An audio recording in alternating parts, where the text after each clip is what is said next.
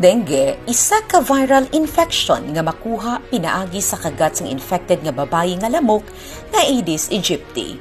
Ini makita sa sulod sang balay kag Aedes albopictus nga yara sa palibot. Ini nga balatian makahalalit kag makamamatay. Ang mga sintomas ni amo ang mataas nga hilanat, masakit ang ulo, rashes sa panit, pagdugo sa ngislo kag ilong, pagsakit sang tiyan, maito manghigko kag pagsuka. Ang mga sintomas ng dengue mahimo mabatyagan sa sulod sang 3 tubtob 14 ka adlaw, pero sa masami 4 tubtob 7 ka adlaw. May 4 ka strains ang dengue. Ang dengue 1 kag 4 nagadulot sang mild nga impeksyon, samtang ang dengue 2 kag 3 nagatugas sang mas malala nga impeksyon sa pasyente. Ang dengue wala sang bulong, apang mahimo ini malikawan kag matapna kun ang tanan nagakooperar kag magpinuligay sa pagpaninlo sa aton palibot agud wala sang istaran ang lamok kag kiti-kiti.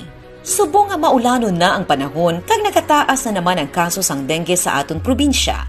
Mas ginpasanggad pagid ang mga tikang kag malapnagon ang edukasyon kag advokasya batok sa dengue. Yari ang kaundan sang DILG Memorandum Circular No. 2019-130. Ini nga polisiya nagasiguro nga ang tanan nga local government units nagapatigayon sa mga aktibidad kag mekanismo agud matapna ang paglaptas ng virus sa aton komunidad. Una, ginasiguro sang polisiya nga ang tanan nga LGU nagaimplementar sang Department of Health's Enhanced 4S Strategy. Ini amo ang search and destroy o kung pangitaon kagubon ang breeding sites sang lamok. Seek early consultation o kung gilayon nga magpakonsulta kung may nabatyagan nga sintomas. Self-protection measures o ang pagsuksok sang bayo nga bahaba ang manggas. Pagmoskitero kung magtulog kag ang paggamit sang mosquito repellent. Kag support fogging or misting o kung suportahan ang pagpaaso kung may mataas nga kaso sang dengue sa inyo lugar. Kinahanglan ma-activate ang Aksyon Barangay kontra dengue o kung abakada.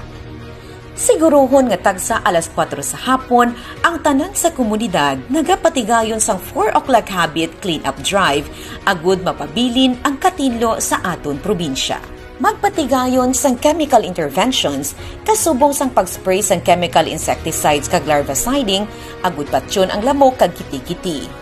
Maimplementar ang DOH checklist for dengue epidemic preparedness and response for LGUs kag masiguro nga ang tanan nga institusyon nagahimo sang aksyon kag aktibidad kontra dengue.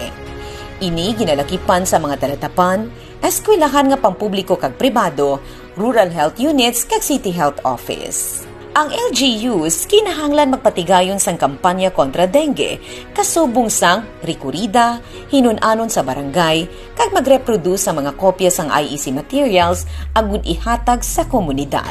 Ang tagsa ka LGU kinahanglan masiguro ang kahandaan sa tanan nga rural health units, city health office, kag tanan nga LGU operated hospitals nga may ara ini sa nagakaigo nga kagamitan kasubong sang Orisol, NS1-RDT, larvicides, pangabulong, transportasyon sang pasyente, kag iban pa.